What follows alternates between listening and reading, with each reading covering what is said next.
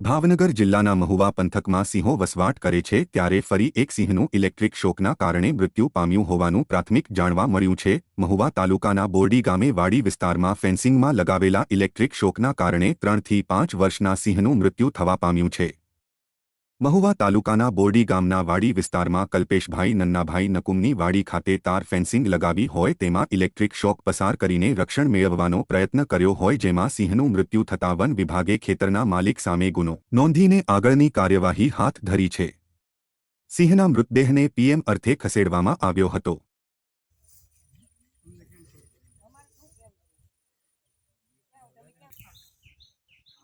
उनको पार्टी का नहीं